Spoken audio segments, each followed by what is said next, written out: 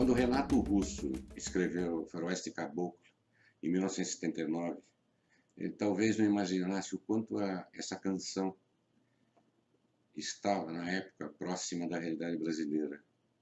E mais, o quanto ela seria significativa 40 anos depois. Porque nós parecemos hoje, incrivelmente, estar vivendo num faroeste caboclo, né? Faroeste Caboclo, do Renato Russo, foi apresentada pela primeira vez em 1983 e foi imediatamente censurada.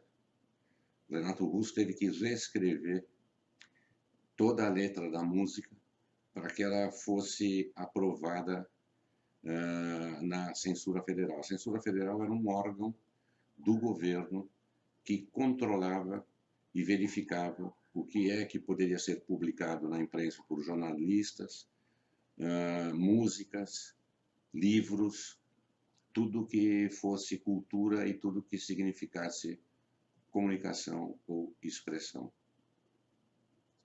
Hoje, 2020, 40 anos depois, quando nós somos intimados por governadores justamente por expressar a nossa opinião,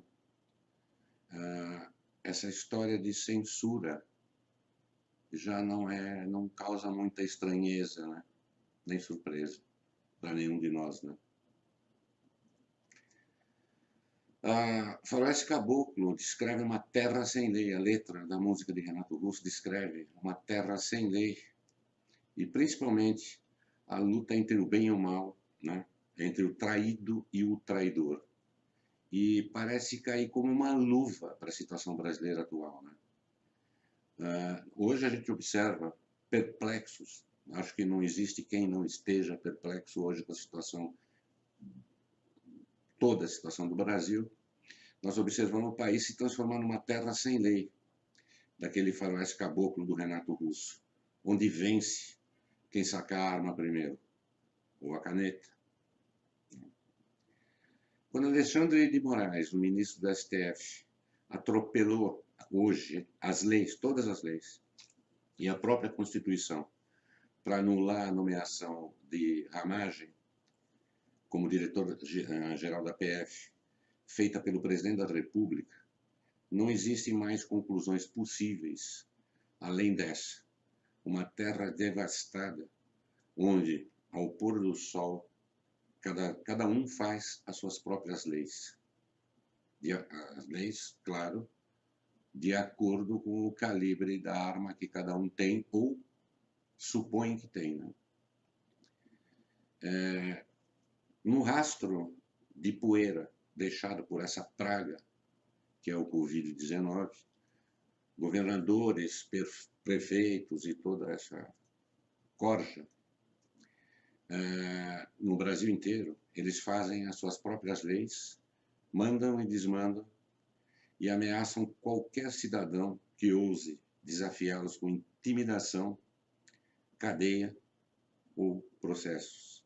A justiça, essa ficou para trás. Esquecida num livro empoeirado de 1988, que ninguém mais consulta. Para que consultar, né? Afinal de contas?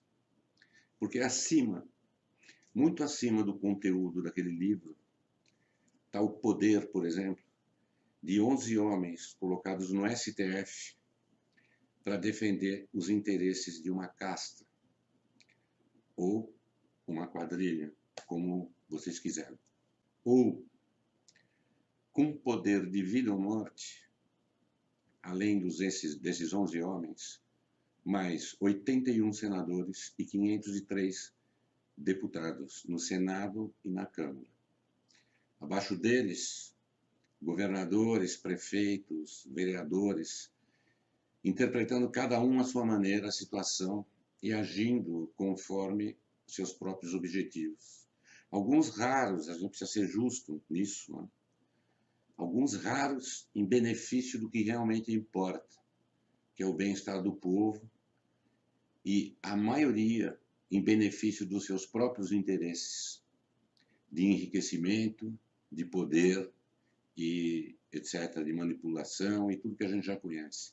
Assim, por exemplo, a gente vê 4.800 municípios no país que não tem um caso sequer de contaminação, recebendo e torrando verba federal destinada a socorrer emergencialmente aos que precisam.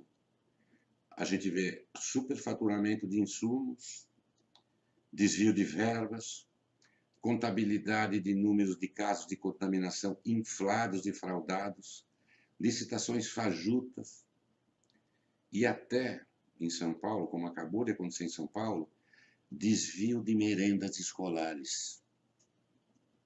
Impressionante, não?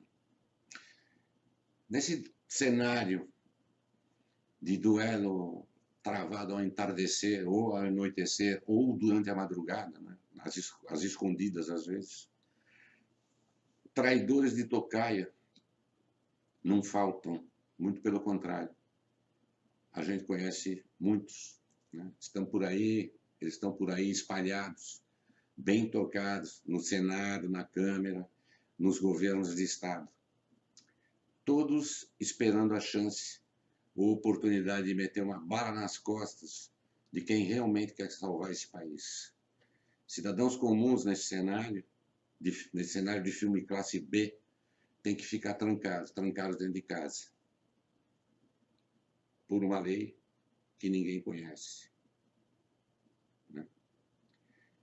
Quem se arrisca a sair, se arrisca também a tomar uma bala, perdida ou não.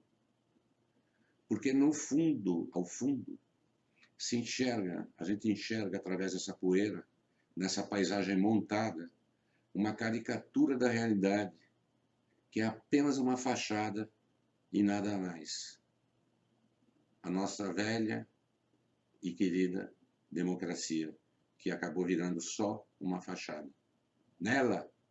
Nessa democracia, o cidadão comum, aquele que conhecemos, que paga impostos, que trabalha, que acorda cedo para trabalhar, ainda é preso e condenado por roubar um pedaço de pão para alimentar os próprios filhos que passam fome. Essas leis ainda funcionam só para o cidadão comum, mas só para o cidadão comum e apenas para eles. Nesse faroeste caboclo, a luta desigual entre o bem e o mal, o justo e o traidor, tem um desfecho funesto e previsto. Nesse filme, o mal triunfa. Nós estamos nos aproximando cada vez mais desse duelo, o duelo final entre o bem e o mal. A única força decisiva nesse embate que vai acontecer é o povo. Mas o povo se arrasta para sobreviver, atordoado no meio de desinformação, no meio de tirania de governadores, forçado a ficar trancado dentro de casa e não podendo se defender, e se quer defender as suas famílias, se quer defender o que lutou para conquistar durante muitos e muitos anos. O que resta saber é se o povo vai continuar inerte para ver, finalmente, o corpo do justo morto. A facada já foi tentada. E a nação, finalmente, dominada por essa quadrilha.